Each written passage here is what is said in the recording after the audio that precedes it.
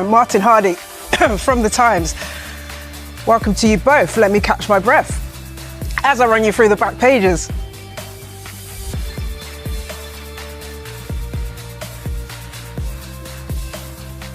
Okay, I've caught my breath. Let's start with The Guardian. And as you can see, the headline there, Slot's Dutch disaster.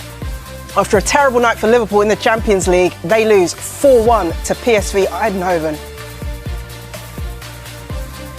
It's the same story in The Express with the headline, Slot's lot have lost the plot. They also feature Arsenal's win against Bayern Munich and a goal fest in Paris as Spurs lose 5-3 to PSG.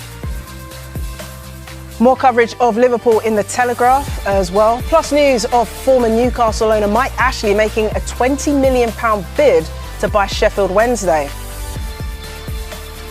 And is there a new special one at Chelsea? This is what the Metro are reporting. They reflect on Esteval's recent performances for the Blues, labelling him the special one.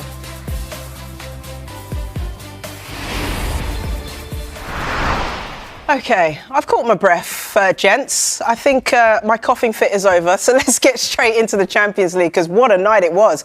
The English clubs, an up and down night, shall we say. We'll start with Liverpool, who was not a good night for them.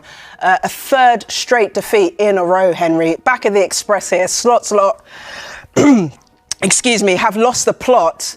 This is now the third game in a row where they've conceded 3 goals. Just how bad have things got for Liverpool, Henry?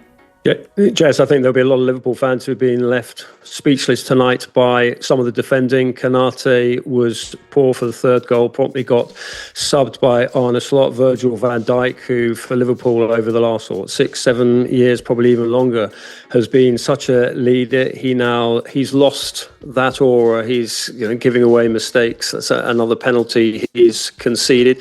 But all the sort of trademarks of Liverpool last season as they swept to that title, they're not there anymore. The intensity, the pressing, the leadership, the attacking play from fullbacks. Mo Salah, where's Mo Salah gone? It's really worrying. Now, look, the headlines over the next few days, in Martin's paper, and I'm sure across Fleet Street, will be about Slot's future. But I'm sure Liverpool will stay firm. But this is really poor because the players have just lost something. I know they've lost Diogo Jota, but, they've got, and that's tragic. And we only know sort of how much that has affected them on a human level. There was a glimpse of it when Andy Robertson spoke after Scotland's victory. So clearly it is an issue. But, they've got to get on with. I mean, difficult to get on with life after what's happened to there, but they've got to get on with resurrecting this season, which is just going from bad to worse. They've now slipped out of the Champions League sort of seeded position, so it looks like they're going to have a playoff next year as well. So, look, it's terrible, but Slot's going to get all the stick for this, but the players have got to take responsibility too. Yeah, they really do. It'll be interesting to hear what the players say in their post-match press conference, and indeed what Arne Slot says in his post-match press conference. Let's take you to the back of the Times. Their headline, Shambolic Liverpool in crisis. Players booed off at Anfield after third consecutive bruising defeat. We saw, Martin, defensive frailties again from this Liverpool side. Kerkez and his defending problems. Van Dijk conceding a penalty. Konate at fault for one of the goals as well. How much is this down to mental issues? We know they're good players. Mental issues. Perhaps the pressure of the situation is overwhelming them? Well, a lot has changed in football, say, the last 20 or 30 years, but nothing causes alarm in a boardroom like a football ground empty before the finish and the sound of jeers at full time as Arne Slot faced as he walked onto the pitch.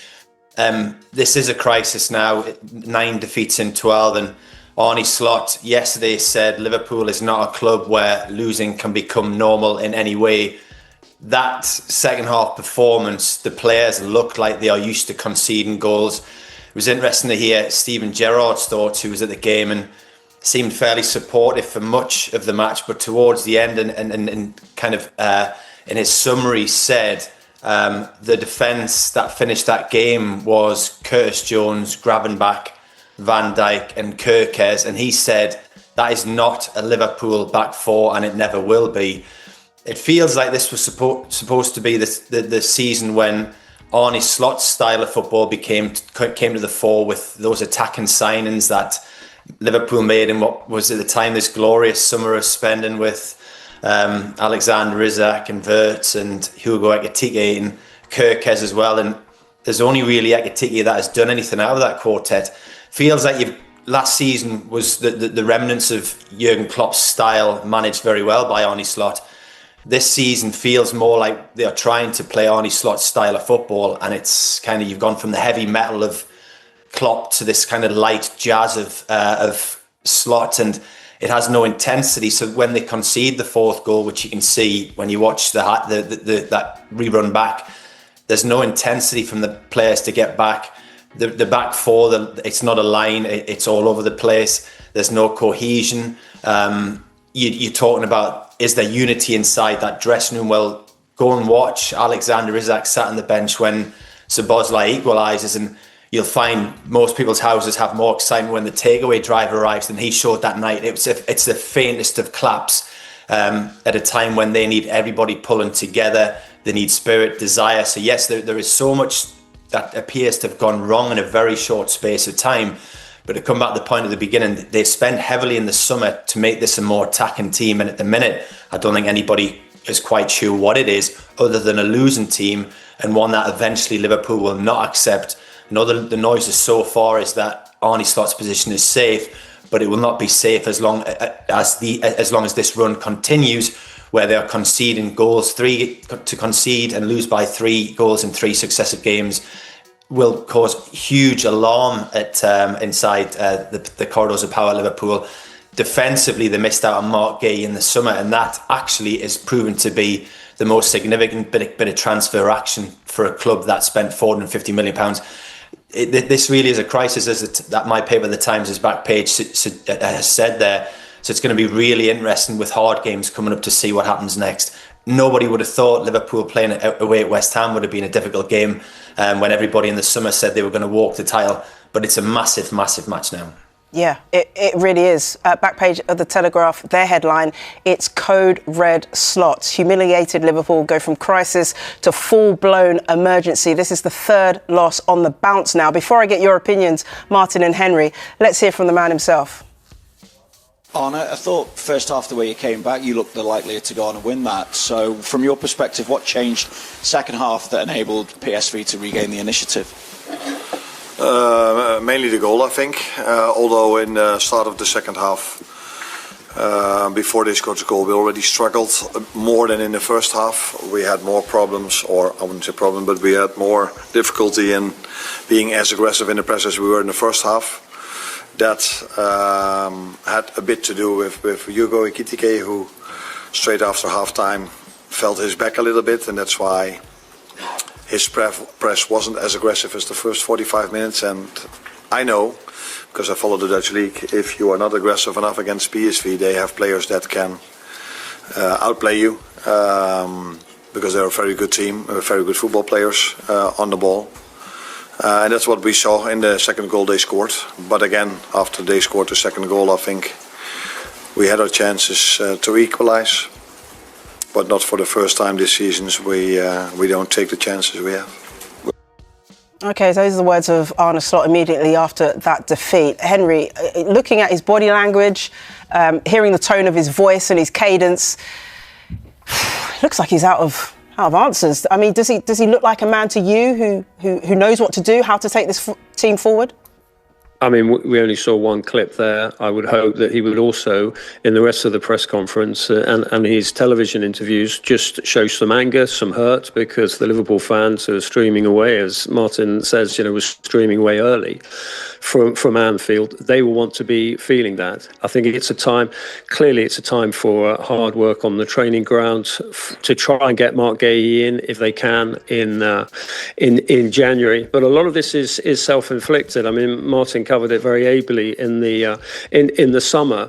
Alexander Isak is clearly not fit. I mean, and that is his fault, and that is Liverpool's fault if they come in with a more acceptable bid for Newcastle to Newcastle United. He might have moved early, and you've probably got some angry Swedes listening in who are saying, well, actually, we could have done with him at the start of the season to help us with qualification. So no sympathy for Isak if he's not 100% fit. It was he who ruined his pre-season.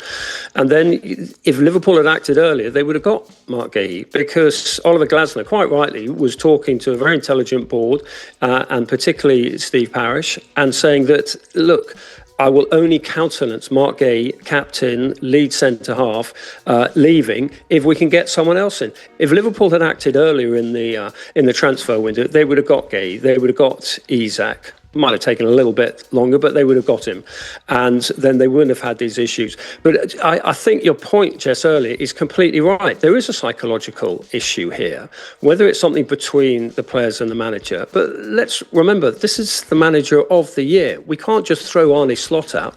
And I'm always amused, well, not amused, but bemused by these debates about, let's get rid of the manager. Who are Liverpool going to bring in of sufficient quality to replace Arne Slot, the manager of the year, and get these players going?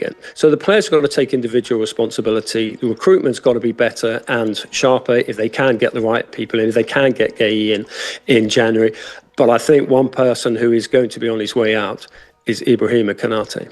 Yeah, be interesting to see what, if anything, Liverpool do in the January transfer window. Henry and Martin, thank you for the moment. We're going to take a quick break. When we come back, we'll be looking at more of the sports stories in the morning's papers, including this in The Sun. Noni's joy at first goal in statement win over Bayern. Stay with us. Hello again, you're watching Back Pages tonight, and welcome back to Henry Winter and Martin Hardy. Let's discuss Arsenal, because what a night it was for them. 3-1 winners against Bayern Munich, the only team now remaining in this Champions League group phase with a 100% record. And you can see that back page there in the Mail. Red hot. Gunners fire a warning to Euro rivals as Bayern are taken apart. Henry, this was a really impressive win for Arsenal against top European opposition. Yeah, with Harry Kane, a former current Spurs legend, leading the attack, so they would have particularly enjoyed that. I mean, Bayern did produce a fabulous goal, sort of 20-pass move, but Madueke, I mean, how special is that going to be? I mean, I just went and checked to see how the petition that Arsenal fans started in the transfer window, Say No to Madueke. It's got 5,217 people have signed it, pleading with the club not to sign Madueke. I can't imagine there will be many more added to that tonight, plus he's already signed.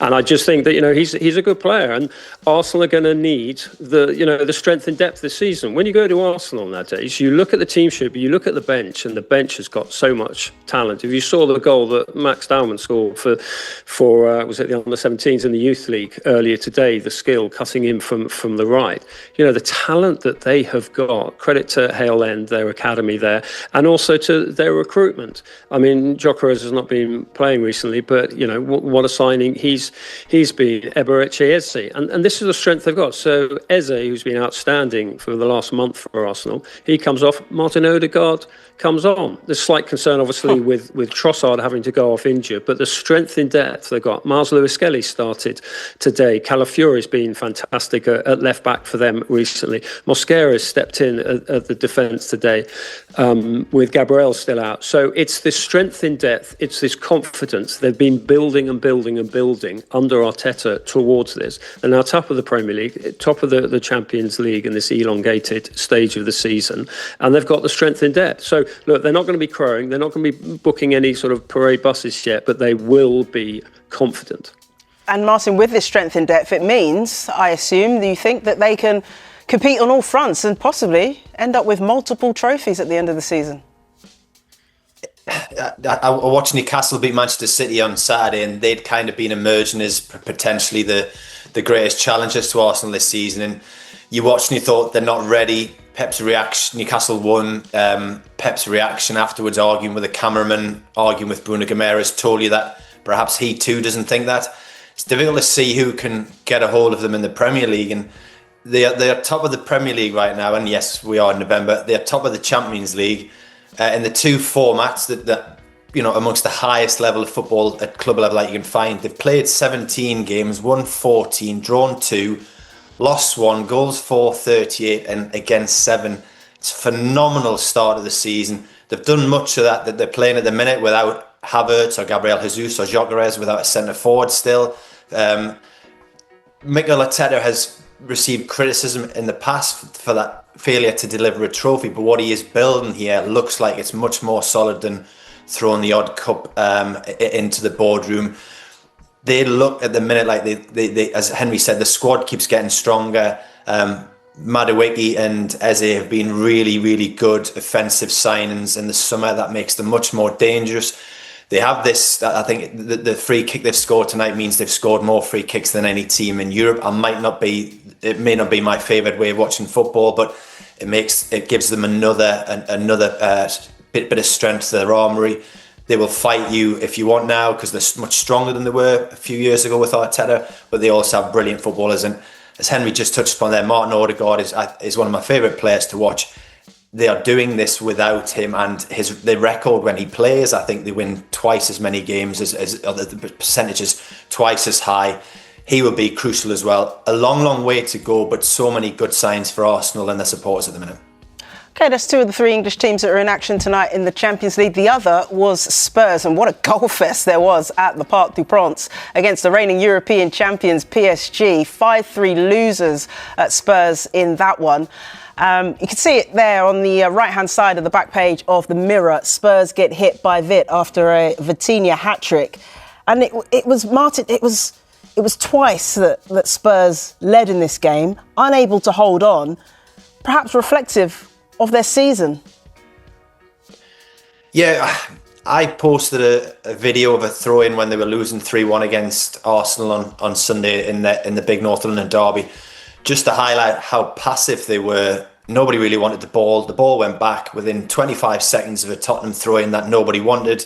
Arsenal had scored and Eze had finished his hat-trick and it was 4-1 in game over. The surprise I got was the size of the reaction and the fact that a lot of it was from Tottenham fans who said this is not good enough, this style of play is not good enough. So yes, it's a defeat tonight for Tottenham, but at least they put a shift in. They give PSG, probably you would say now along with Arsenal and Bayern Munich as the favourites for the Champions League, they give them a game tonight. And yes, they fell away late on. But Thomas Frank, who, if you look at league tables in terms of the Champions League and the Premier League, you would say has made a decent start, doesn't appear to have won over certain sections of the support. I think going there tonight, playing 5 at the back, having faced that kind of criticism was quite a big call from him. He, in recent weeks, has said, if you give me time, I will build a football team. As we know, as Henry and I know, a lot of the time you do not get time to build that team and that squad that you want. It's not, obviously they've lost tonight, but to have seen a little bit of fight, desire, goals, they are still missing key players. We do have to remember that in Kulusevski, Solanke and Maddison. He needed a win, but he also needed a shift, and I think he got a little bit of that tonight. OK, I want to turn our attentions now back to the back page of the Mail, where they're covering this Ronaldo story. The headline, FIFA risk legal action after let-off for Ronaldo. And after his red card, Henry, it seems as though he won't be serving the full 3-match ban straight away. He will be cleared to start the World Cup with Portugal next summer. What do you make of this? Well, who knew that if you hit 226 international caps, that was the threshold for reprieves? It's embarrassing, really. I think it undermines FIFA's disciplinary process. It's clearly all about marketing, and they want the star on the starter line for the World Cup. I think it's also a little bit embarrassing for Ronaldo, because Ronaldo's career has been based on hard work, dedication. Look at the shape of him at 40. He doesn't need people to give him shortcuts like this, and FIFA have given him one. Whether it's about politics, whether it's about Trump, obviously he was Ronaldo was in the White House recently, But look, it's marketing, it's money, and I think coming to Mike's very good piece, and Mike's very well sourced on these issues, is that if someone, whoever they get drawn against, Portugal get drawn against, they might say that for those first 2 games, well, hang on a sec, Ronaldo shouldn't be playing, and they might appeal that. So it could be like the draw is next week. It might be interesting to see if any teams do respond to that. I don't think they will, and you can have an argument, are Portugal better with Ronaldo or without? That's a slightly longer argument, but it's embarrassing for FIFA, and it does slightly take away the edge from the World Cup a bit. Okay, shortly coming to time, but we've got a couple of stories to get through. Back page of the Telegraph, they're covering Sheffield Wednesday here. The headline, as you can see it there, Ashley makes £20 million bid for Sheffield Wednesday. This is the former Newcastle owner, Mike Ashley, making a bid for Sheffield Wednesday, or of course in administration. He's had his initial bid rejected, may well come back with an increased offer. Now, Martin, I know you've covered the North East and you've covered Newcastle when Ashley was at the helm. What do you think the fans, possibly Sheffield Wednesday, would make of Mike Ashley coming back into football and owning their club potentially? Given that Sheffield Wednesday, the gap to safety at the minute because of the points deduction, I think after tonight's results is now 20 points. How despised the former owner was, I think they would probably take anybody. I lived through the Ashley regime at Newcastle. A lot of it was painful, very flat, very little growth. What he would bring to Sheffield Wednesday